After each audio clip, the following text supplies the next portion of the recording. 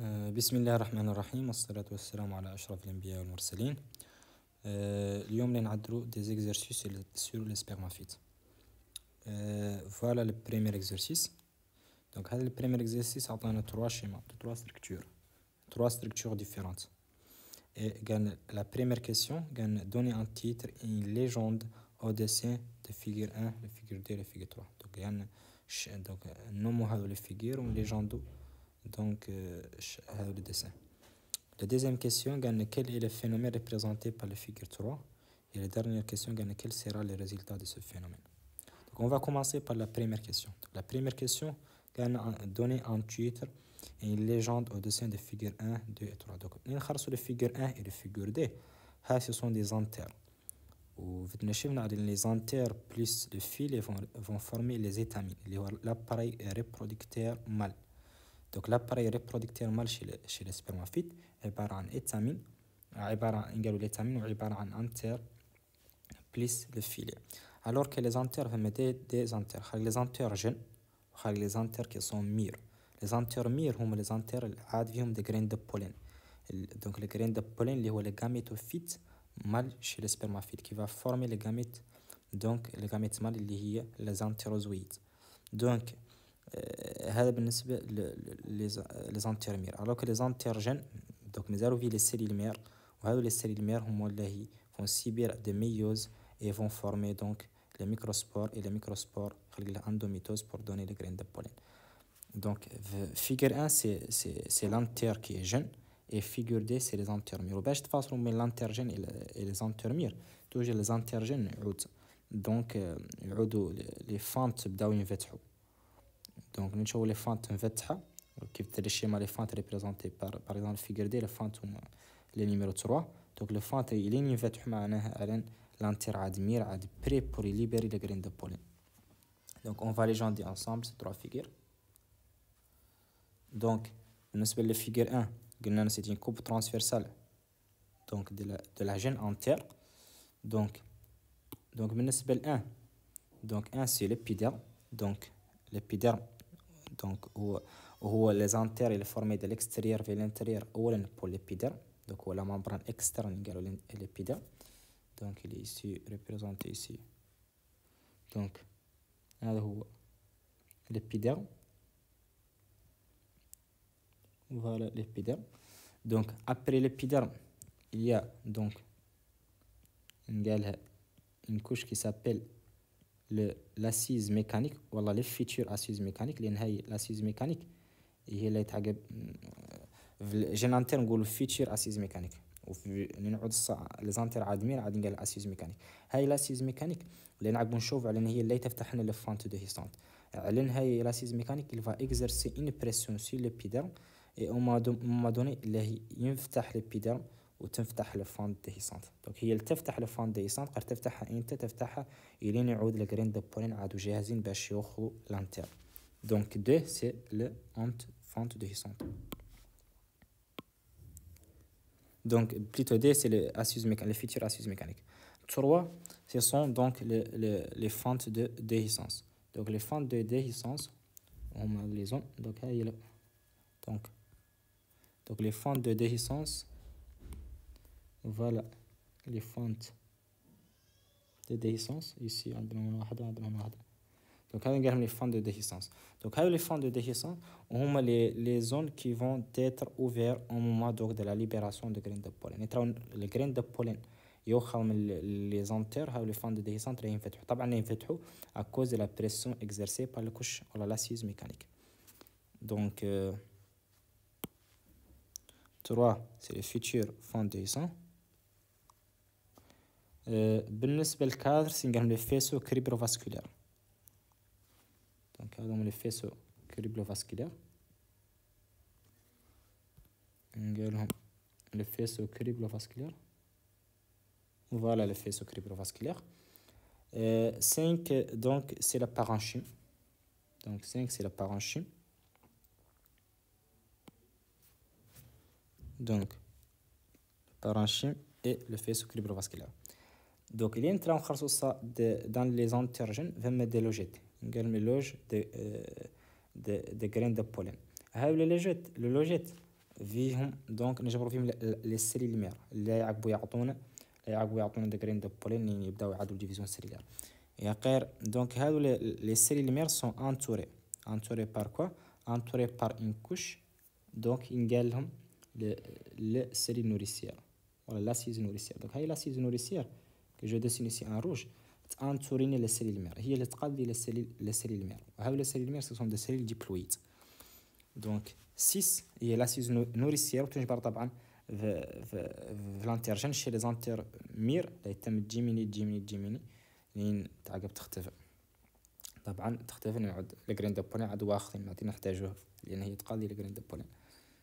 Donc, 6, c'est l'assise nourricière. Et 7, ce sont les cellules mères de graines de pollen. Les cellules mères, ce sont des cellules diploïdes qui vont donc يعطوا les graines de pollen. طبعا يعطوا division cellulaire. بالنسبة للدeuxième schéma, donc c'est un entermure. Voilà, une entermure. Donc le deuxième schéma, il correspond à la coupe transversale d'une entermure. معناها l'entermure عاد ناضج. يعني الجرين دو بولين عادوا بري على انهم ياخذوا من لي زانتير. دونك هذا الانترمير دونك العاده الاكستريير في الانتريير عندنا تو دابور عندنا ليبيديرم. دونك هذا هو ليبيديرم. ابخي ليبيديرم دونك فما لاسيوز ميكانيك. دونك هاي قال لاسيوز ميكانيك. ابري دونك تروح عندنا لو فونت دو ديفيسونس. دونك هاي لو فونت اللي منا اللي اوفير. Ou dans les logettes, il y a des graines de pollen. Donc, les graines de pollen qui vont être libérées. La fente de déhiscence. La fente de déhiscence va être ouvrir par la pression exercée par la couche mécanique.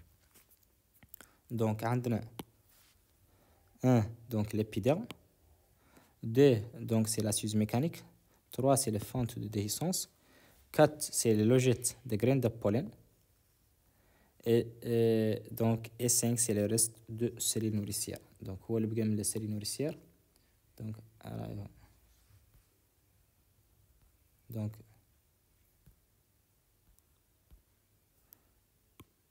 le reste des cellules nourricières. Le reste de l'assise nourricière, elle est présentée par 5. Donc, la troisième figure, c'est le sac embryonnaire. Vous voyez le sac embryonnaire, le sac embryonnaire est formé par 7 cellules et il contient 8 noyaux. Avec des côtés des micropiles, des synergites qui entourent l'oosphère et du côté du calase, les 3 antipodes et dans la zone centrale, la cellule centrale qui contient des noyaux. خلينا نلاحظوا هذا الساك امبريونير اللي عم سبيسيفيك نلاحظوا على التشيب بولينيك بدا يدخل لساك امبريونير. دونك هذا هو التشيب بولينيك. دونك التشيب بولينيك نرجعوا لا بولينيزاسيون نشوفوا على التشيب بولينيك داك تخلق لنا داك لي غرين دو بولين سون ديبوزي او نيفو دي ستيغمات. لي غرين دو بولين فون فورمي ان تشيب وهذا التشيب قالوا التشيب بولين كي فا انفونسي وهو اللي هيوصل لنا دونك اللي هيوصل لنا دونك les entérozoïdes يدخلهم نيكل الساك امبريونير. دونك 1 sur le tube pollinique. Donc 1 sur le tube pollinique. بالنسبة ل 2 ce sont des cellules. Donc cellules قالوا cellules synergiques. Donc les cellules synergiques هذوما les cellules اللي قالوا les cellules synergiques qui vont entourer une cellule qui s'appelle l'oosphère. Donc D, c'est les synergies. 3, il y a l'oosphère. Donc, 3, c'est l'entérozoïde. L'entérozoïde est khal. Ou 4, il y a l'oosphère. Donc, on est khal le schéma. Donc, on a donc ce qui est en vert, c'est l'oosphère, le noyau de l'oosphère. Et ce qui est en rouge, c'est l'entérozoïde. Donc, 3 entérozoïdes ou 4, il y a l'oosphère. بالنسبة ل 5 c'est la cellule centrale qui contient des noyaux. يقال طبعا au moment de la début de la fécondation لا يدخل لا يفيكوندي مع l'entérozoïde. نحن نعرفوا على le type ponique va amener des entérozoïdes. واحد اللي يفيكوندي l'oosphère donc هو représenté ici par 3 à 4 et l'autre va féconder donc la cellule centrale. Donc va féconder la cellule centrale et représenter ici. Donc Donc هذا هو l'entérozoïde représenté comme le deuxième entérozoïde qui va féconder la cellule centrale. هي la cellule centrale représentée par 6. Et 7, ce sont les antipodes. Ce sont 3 cellules du côté du calase. هذو هما les antipodes. Ce sont 3 cellules du côté de l'antipode. Donc, récapitulons. Donc, 1, c'est le type pollinique. 2, ce sont les synergites. 3, c'est l'entérozoïde qui est en train de féconder l'oosphère pollinique. 5, c'est le deuxième entérozoïde qui va féconder également la cellule centrale. Et 6, c'est le noyau, donc le noyau du sac embryonnaire ou le noyau du cellules centraux, sont au nombre de 2. Donc la première fécondation, la fécondation de l'oosphère, les entérozoïdes va donner l'embryon principal, et la fécondation de l'entérozoïde la cellule centrale qui contient des noyaux, les l'œuf accessoire. Donc l'œuf principal vient des N, alors que l'œuf accessoire vient 3 N, l'ima 3 N, la cellule centrale vient des noyaux, chaque noyau vient N, les jambes l'entérozoïde vient N, donc là j'ai une cellule qui est triploïde vient 3 N. Et les 7, c'est les antipodes, sont au nombre de 3 du côté du calase. La deuxième question, quel est le phénomène représenté par la figure numéro 3? Donc, le phénomène représenté par la figure 3, c'est le début de la fécondation. Donc, on a le type pollinique le sac embryonnaire, donc il y a le début de la fécondation, le début de double fécondation en fait. Donc, il y a le début de la fécondation, donc le type pollinique va amener les deux noyaux, le noyau végétatrice ou le noyau génératrice. Le noyau végétatrice va se dégénérer, alors que le noyau végétatif, plutôt le noyau génératrice, va se diviser par mitose et va donner des entérozoïdes. Et ces deux entérozoïdes, ils vont pénétrer dans le sac embryonnaire. Un va féconder l'oosphère pour donner l'œuf principal, et l'autre va féconder la cellule centrale pour donner l'œuf accessoire. Donc, le phénomène représenté par la figure 3, donc c'est le début de la fécondation.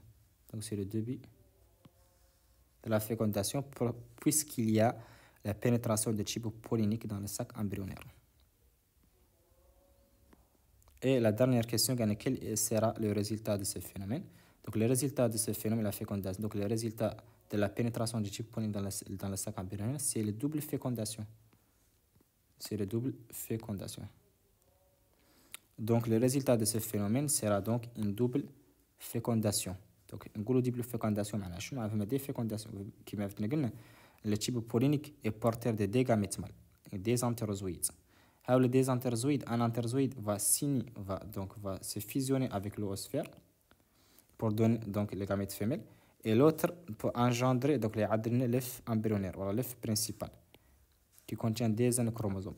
Et le deuxième, donc l'entérozoïde il est fusionné avec les deux noyaux.